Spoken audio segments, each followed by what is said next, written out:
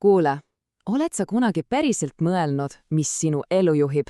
Nagu, mis on see salajane jõud seal taga? See pole tead lihtsalt mingi õnn või juhus. Ei, täna räägimegi ühest kõige võimsamast asjast üldse. Meie enda uskumustest. Ja uurimegi välja, kas see, mida sa arvates olevat, kas see ongi see, mis loob su reaalsuse. Henry Ford, ta ütles kunagi midagi, mis on korraga nii geniaalne ja natuke isegi hirmutav. See kuulus lause. Ükskõik, kas sa arvad, et suudad või ei suuda. Sul on õigus. Okei, me oleme seda kõik kuulnud, eks? Aga peatume hetkeks. Mida see tegelikult tähendab? Mõtle sellele. Jah, just see ongi see suur küsimus, eks. On see lihtsalt üks, ilus lause, mida panna motivatsiooniposterile, või on selle taga ka päris teadus? Just seda me täna uurima hakkamegi. Lähme vaatame, mida uuringud selle kohta tegelikult räägivad. Okei, alustame millestki, mida sa oled 100% kogenud, isegi kui sa pole selle nime kuulnud. See on Pygmalioni efekt. Ja see on põhimõtteliselt, see, et mida teised sinust usuvad, võibki saada sinu reaalsuseks. Päris pööraneks. Kujuta nüüd ette üht täiesti tavalist kooliklassi. Sinna astub sisse psühholoog Robert Rosenthal ja teeb midagi nii lihtsat, aga samas geniaalset. Ta räägib õpetajatele, et näete, me tegime testid ja siin on käputäis õpilasi, kes on niinimetatud akadeemilised õitsajad. Neil on lihtsalt tohutu potentsiaal selle aastal särada. Aga siin on see konks, see twist. Need lapsed polnud tegelikult kuidagi erilisemad. Üldse mitte. Nad valiti välja täiesti suvaliselt. Ainus, mis oli päriselt teistmoodi, oli õpetaja uskumus nendesse. Ja tulemus, see on lihtsalt uskumatu. Aasta lõpuks oli just nendel õitsejatel IQ tõusnud oluliselt rohkem kui teistel õpilastel.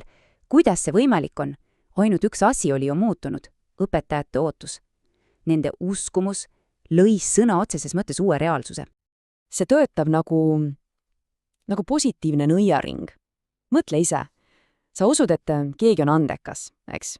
Seega sa ootad temalt rohkem. Ja kuna sa ootad rohkem, siis sa kannad talle rohkem tähelepanu, esitad talle suuremaid väljakutseid, toetad teda rohkem ja mis juhtub? Ta täidabki need ootused. Sinu uskumusest sai tema reaalsus. Okei, aga hoidke nüüd kinni, sest see läheb veel sügavamale. Selle ainult see, kuidas me teisi mõjutame. Uskumuste jõud võib muuta isegi meie enda keha, meie bioloogiat. Ja vot siin läheb asi tõeliselt põnevaks. No, platseebo-efektist on kõik kuulnud, eks? Et suhkrupill võib päriselt valu leevendada, kui sa usud, et see on valuvaigisti. See on juba iseenesest võimas. Aga see on ausalt öeldes alles jäämäe tipp. Kujuta nüüd ette, et sa astud ajamasinasse. Päriselt. Just midagi sellist tegi psühholoog Ellen Langer. Ta võttis grupi vanemaid mehi vanuses üle 75 ja pani nad nädalaks ajaks elama keskkonda, mis nägi välja täpselt nagu aasta 1999. Ma räägin mustvalged telekad, tollaagsed ajaleheg, Sinatra mängis taustaks. Kõik oli selleks, et nad ei mõtleks ainult, et on noored, vaid et nad tunneksid seda. Ja see, mis juhtus, see oli lihtsalt šokeeriv. Ainult 1 nädalaga ei paranenud neil meestel ainult mälu. Ei, nende nägemine läks teravamaks, nende käepigistus tugevamaks, isegi nende rüht läks paremaks. Nad muutusid sõna otseses mõttes bioloogiliselt nooremaks. Ja kõik see juhtus sellepärast, et nende uskumus oma vanusest oli muutunud. Okei, nüüd, enne kui sa mõtled, et tuleb lihtsalt positiivselt mõelda ja kõik probleemid kaovad, siis stopp. See ei ole see. See pole see, millest me räägime. Pime optimism, reaalsuse eitamine, see on tegelikult ohtlik. Ja see viib meid ühe üliolulise mõtteni. Seda nimetatakse Stockdale'i paradoksiks. See sai nime admiral James Stockdale'i järgi, kes elas aastaid üle kohutavat piinamist sõjavangis. Ja see idee on tegelikult 2 asja kombinatsioon. Esiteks, sa pead absoluutselt kaljukindlalt uskuma, et sa tuled sellest kõigest väljavõtjana. Aga, ja see on see teine, sama oluline osa, samal ajal pead sa vaatama oma praegusele olukorrale täiesti jõhkralt ausalt otsa. See ongi see maandatud optimism. See pole mingi pime unistamine.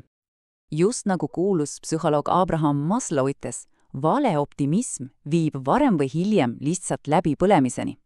Tõeliselt edukad inimesed ei eira probleeme. Nad lihtsalt usuvad, et nad suudavad neist üle saada. Ja siin ongi see võti. Uurija Martin Seligman leidis, et see kõige suurem vahe optimistide ja pessimistide vahel on see, kuidas nad asju endale seletavad. Näiteks, kui optimist ebaõnnestub, siis ta mõtleb, et okei, halb päev, homme proovin uuesti. Aga pessimist mõtleb, ma olengi läbikukkuja, ja tead, mis on kõige parem uudis? Seda seletamise stiili, seda on võimalik õppida ja muuta. nii et see pole mingi maagiline soommõtlemine. See on kombo, see on maandatud optimism pluss kirg selle vastu, mida sa teed, pluss vankumatu raske töö. Uskumine üksi ei vii sind kohale, sellele peab järgnema tegevus. Alati. Okei, teooria on kõik väga lahe ja huvitav, aga kuidas me seda kõike siis päriselt oma elus kasutame? No just sellest me viimases osas räägimegi. Annan sulle praktilised tööriistad, et hakata oma uskumusi teadlikult vormima. Siin on 3 tõeliselt võimsat ja teaduspõhist strateegiat. Esimene, lihtsalt tegutse, sest teod räägivad alati valjemini kui mõtted. Teine, visualiseerimine, ehk siis oma aju treenimine edu jaoks. Ja 3, kognitiivne teraapia. See on põhimõtteliselt õppimine, kuidas oma negatiivsetele mõtetele vastu hakata. Vaatame nüüd iga õht neist natuke lähemalt. Kõige võimsam viis oma uskumuste muutmiseks. Tegutsemine. Nii lihtne see ongi. Iga pisike samm, iga väike võit on sinu ajule tõestusmaterjal. Tõestus, et sa oled võimekam, kui sa arvasid. See on ülioluline. Tegevus loob eneseusku, mitte vastupidi. Teine tööriist, visualiseerimine. Tippsportlased teevad seda kogu aeg. Ja miks? Sest meie aju, see ei tee tegelikult suurt vahet päriselt kogetud asja ja väga elavalt kujutletud asja. Nii et kui sa kujutad ette, kuidas sa teed selle täiusliku soorituse, siis sa sisuliselt treenid oma aju ja keha selleks, et see ka päriselt juhtuks. See on nagu vaimne jõusaal. Ja lõpuks 3. asi, kognitiivne teraapia. Mõtle sellest kui vaimsest hügieenist, nagu hammaste pesemisest. See on lihtsalt oskus märgata neid negatiivseid automaatseid mõtteid, mis pähe kargavad, ja siis küsida endalt, kas see on ikka päriselt tõsi. Ja siis asendada need mõtted millegi ratsionaalsema ja kasulikumaga. Ja niimoodi olemegi ringiga tagasi alguses. Teadus on selle üsna selgeks teinud.